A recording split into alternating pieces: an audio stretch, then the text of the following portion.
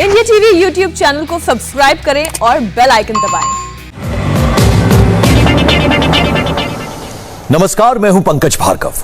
24 जून ये तारीख हिंदुस्तान से लेकर पाकिस्तान में हेडलाइन बनी हुई है।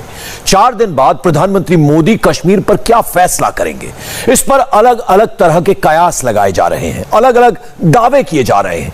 लेकिन 24 जून को जो बैठक होने वाली है उसकी नींव करीब 2 साल पहले 2019 में ही रख दी गई थी। कश्मीर पर जो मीटिंग होने वाली है उसका डोवल एंगल क्या है, और इस मीटिंग से पहले भारत और पाकिस्तान के एनएसए कहां पर एक साथ नजर आएंगे, कश्मीर पर जो नजर आ रहा है और जो पर्दे के पीछे है, इस रिपोर्ट से पूरी डिटेल समझिए। आप खाना नहीं खा रहे? देखिए, इन्हीं तकलीफों का इलाज करने के लिए मरकज में कुछ कदम टेम्परेरी कदम घायल थोड़ी देर के एक बार जो सिलसिला और एक अच्छा निज़ाम बन जाए, फिर उस निज़ाम के अंदर में तब्दीलियाँ आएंगी तो ज़्यादा पुख्ता और ज़्यादा देर तक के लिए। तो जब सिलसिला बिगड़ जाता है उसको सुधारना तब तक मुमकिन नहीं होता जब तक कि सारी ऊपर के वो तो सर्जिकल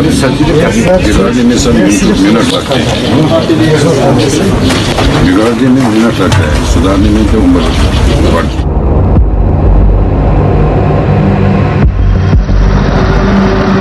कश्मीर में क्या होने वाला है, इसकी शुरुआत 24 जून से नहीं होगी बल्कि 5 अगस्त 2019 से हो चुकी है, और पर्दे के पीछे इसकी जिम्मेदारी राष्ट्रीय सुरक्षा सलाहकार अजित डोवाल संभाल रहे हैं। अनुच्छेद 370 हटाए जाने के बाद एनएसए अजित डोवाल कई दिनों तक कश्मीर में मौजूद थे। उन्होंने आम कश्मीरियों से ऐसे वक्त मुलाकात की जब सबसे ज्यादा विरोध की उम्मीद थी। उसके बाद से कश्मीर में डोवाल पॉलिसी जारी है। अजित डोवाल कश्मीर के छोटे जमीनी नेताओं से लगातार संपर्क में हैं, ताकि कश्मीर के अंदर की हलचल और सोच का पता चल सके। कश्मीर में क्या हो रहा है, इसकी रिपोर्ट डोवाल खुद लेते हैं। 24 जून को प्रधानमंत्री मोदी ने जम्मू कश्मीर की ऑल पार्टी मीटिंग बुलाई है। इस बैठक का ऐलान 19 जून को किया गया। यह फैसला एकाएक नहीं लिया गया, बल्कि इस मीटिंग का निर्णय 18 जून को हो गया था।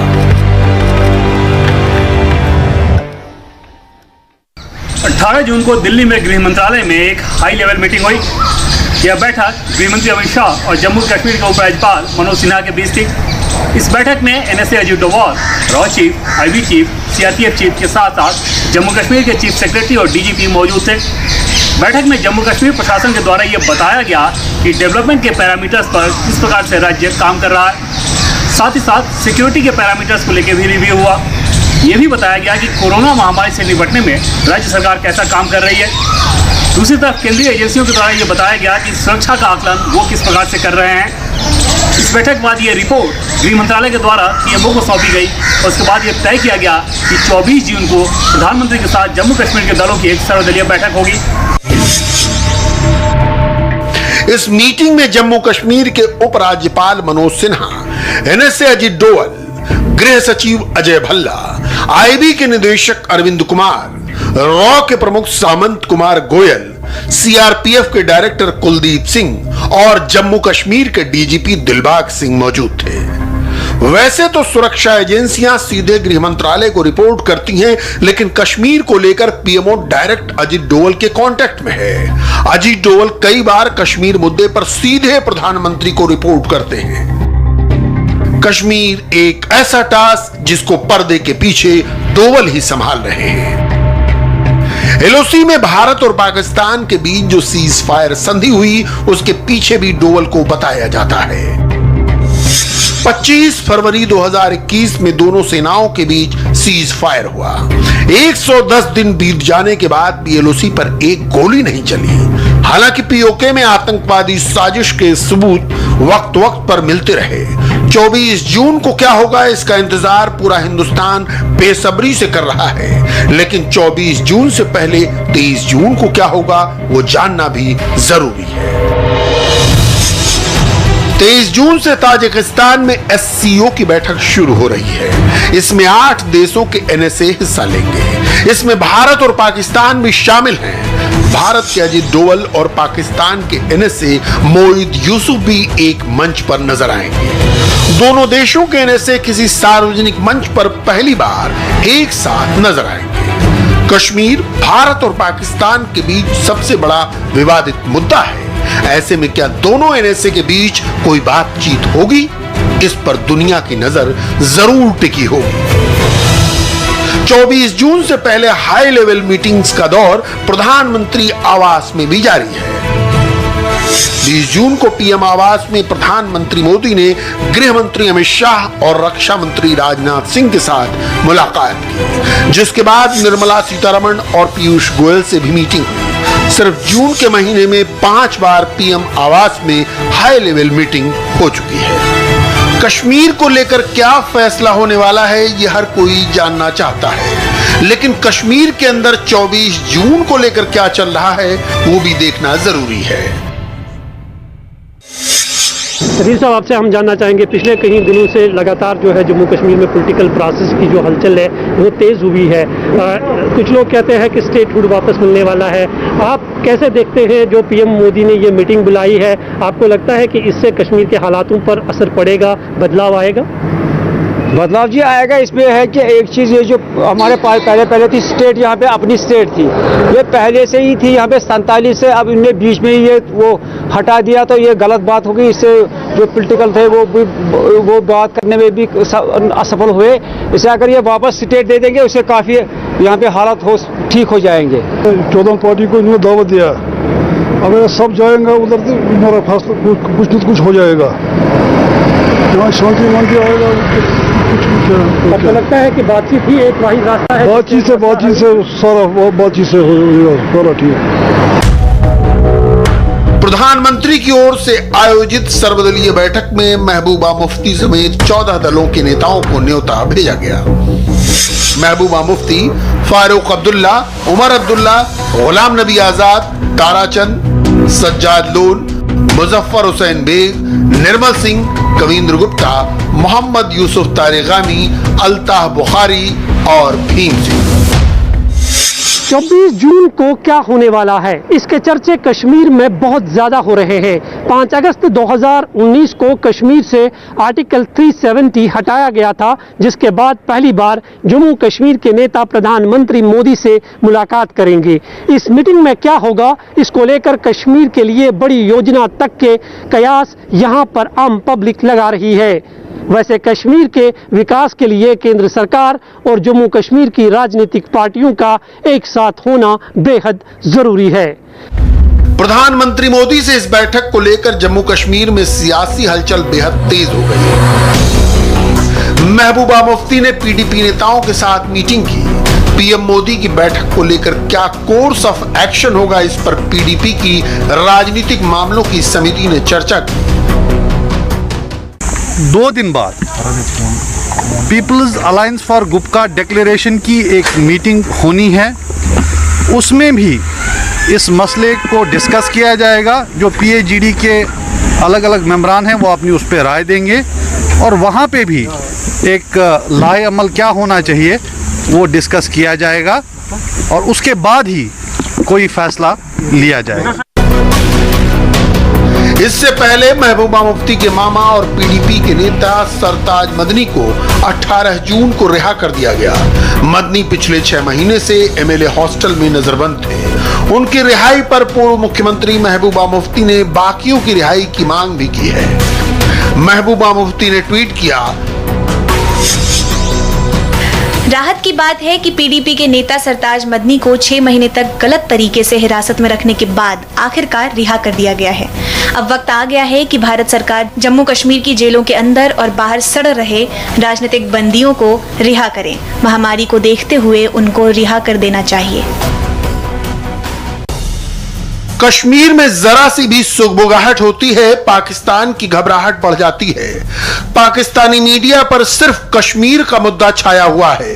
हर कोई जानना चाहता है आखिर प्रधानमंत्री मोदी इस बार क्या मास्टर स्ट्रोक चलने वाले हैं। क्या मोदी सरकार जो है वो आर्टिकल 370 को वापस लेने का सोच रही है? और क्या 35A के ऊपर भी कोई बातचीत चल रही है? और उसमें ये जो 5 जमातों का इत्तेहाद बना था, जिसमें नेशनल कांग्रेस भी थी, महबूबा मुफ्ती साहिबा की जमात भी थी, बाकी तो उनको तो बुला लिया है अगले हफ्ते 24 तारीख को मोदी साहब ने, और ये भी कहा है कि इस साल के आखिर तक, या अगर कोविड रहा तो अगले साल के शुरू में इलेक्शंस करवाए जाएंगे कश्मीर में, मकबूजा कश्मीर में। और उससे पहले इन रहनुमाओं को क्यों बुलाया गया है? अच्छा, कल एक मीटिंग हुई वहां पे जिसमें उनके जो इंटीरियर मिनिस्टर अमित शाह और नेशनल सिक्योरिटी एडवाइजर हैं और बाकी जो सिक्योरिटी ऑफिशियल्स हैं, वो उनकी मीटिंग हुई। आज दावतनामा चला गया। तो अगर सियासी हल था तो फिर सिक्योरिटी का इजलास क्यों हुआ? तो बहरहाल अब देखना ये है, इसमें ऑल पार्टी हुर्रियत कॉन्फ्रेंस नहीं है, कौन से लोग हैं कौन से नहीं है, फैसला क्या होता है, क्यों ये मुज़ाकरात, मतलब बड़ी इंटरेस्टिंग बात है कि उन लोगों को जिनको अंदर डाला हुआ था जेलों में, वो बाहर पहले तो रिलीज हुए, उनमें से बहुत सारे लोग, अब वो उनके मुज़ाकरात हो रहे हैं मोदी साहब। पाकिस्तान एक बात अच्छी तरह जानता है, मानता है, जम्मू कश्मीर में धारा 370 दोबारा लागू नहीं होगी। ऐसा ख्वाब देखना भी पाकिस्तान में अब मना हो गया है। जो हिलाली साहब, जनरल साहब का मौक़िफ़ था, आप अग्री करेंगे इससे?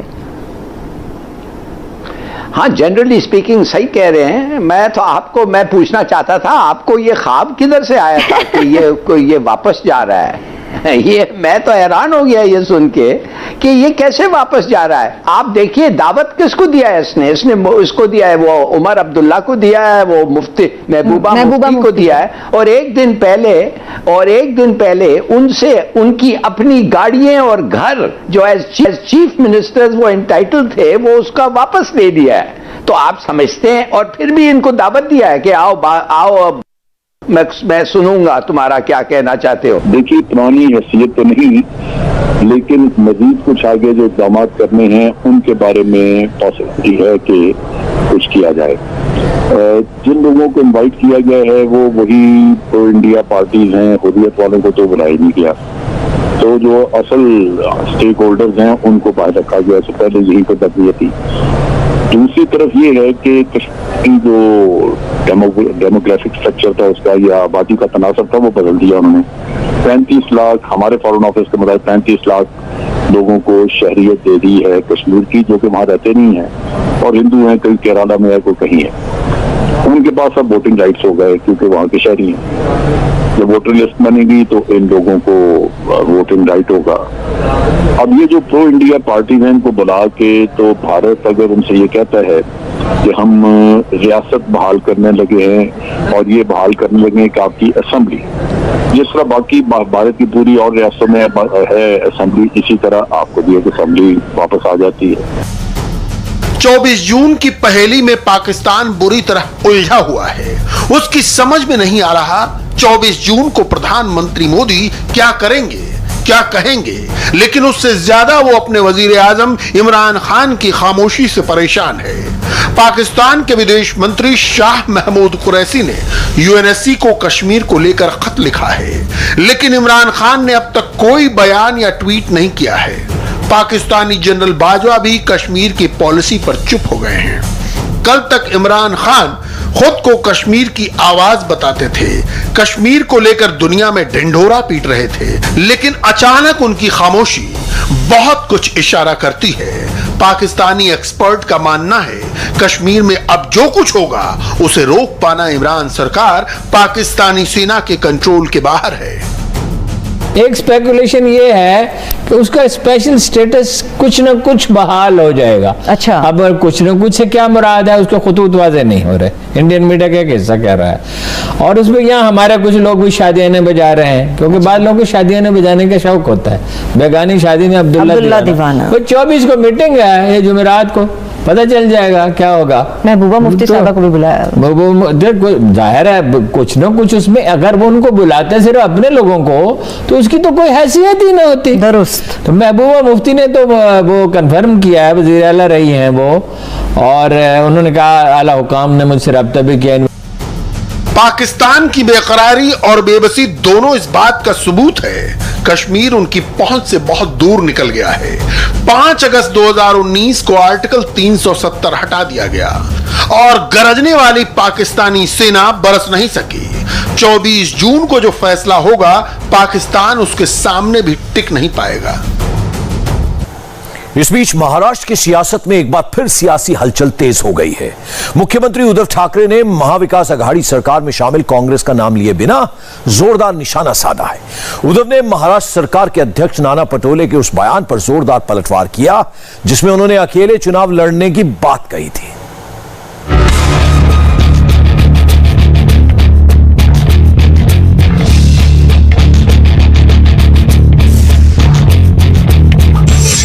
तेरा सपना सत्ता सत्ता, मेरा सपना मनी मनी। फिलहाल यही है प्रशांत किशोर की कहानी जो अब मुंबई में करवट ले रही है। बंगाल में ममता को तीसरी बार सीएम बनवाकर प्रशांत किशोर खामोश नहीं बैठे हैं, अब वो महाराष्ट्र में एक्टिव हैं।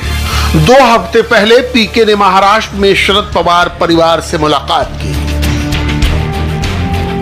इस वक्त एंटी मोदी मोर्चे के 2 बड़े किरदार हैं, ममता बनर्जी और शरद पवार। मजे की बात यह कि दोनों के रणनीतिकार इस वक्त प्रशांत किशोर यानी पीके हैं। पीके ने ममता को चुनाव जिताया तो ऐलान किया अब वो ये काम छोड़ना चाहते हैं। आज वो शरद पवार से मुलाकात कर रहे हैं, उनकी बेटी सुप्रिया सुले से मुलाकात कर रहे हैं और अब तो उनकी मौजूदगी महाराष्ट्र के महाविकास अघाड़ी में सत्ता को लीड कर रही शिवसेना को भी असहज करने लगी है।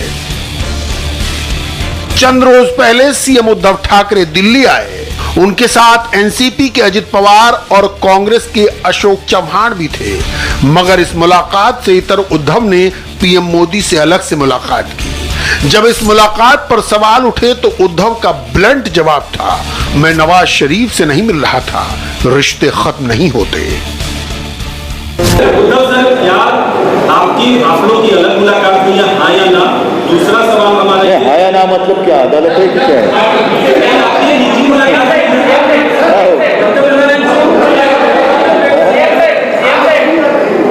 नहीं, हाँ या ना का मतलब क्या, अदालत में थोड़ी हो।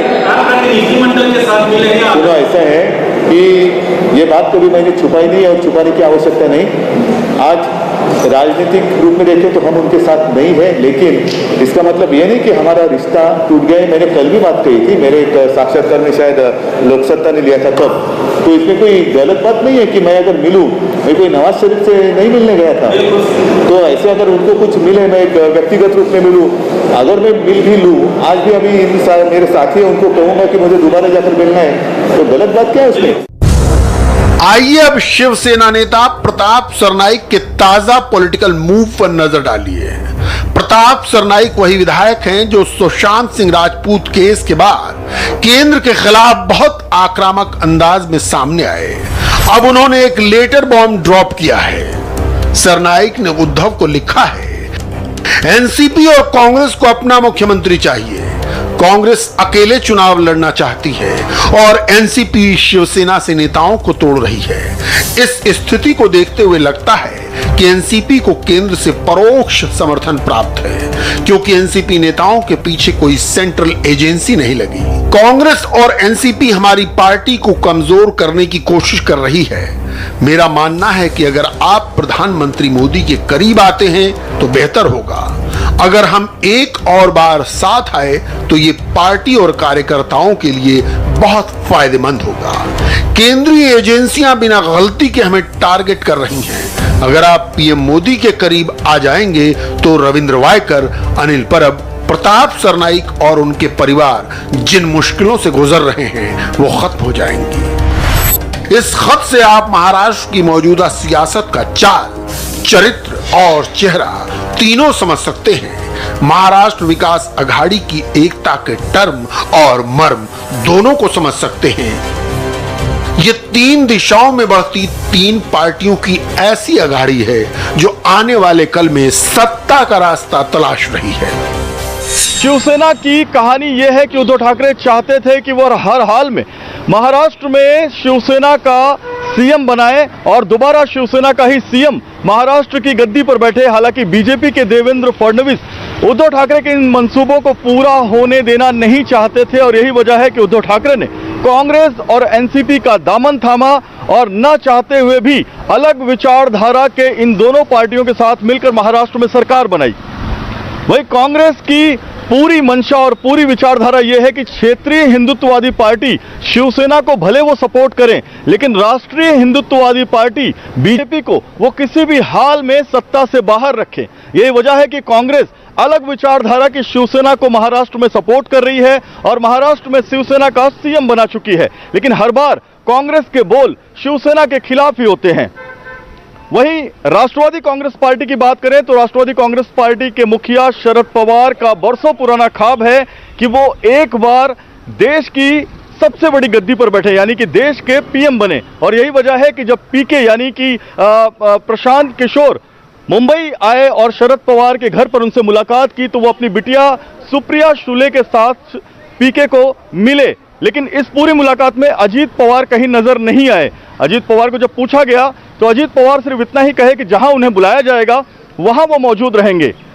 पीके के साथ मिलने का शरद पवार का एक सबसे बड़ा मकसद ये है कि तीसरा मोर्चा जो बन रहा है उस तीसरे मोर्चे में शरद पवार अपनी भूमिका को मजबूत करें और पीएम की गद्दी तक पहुंच पाएं।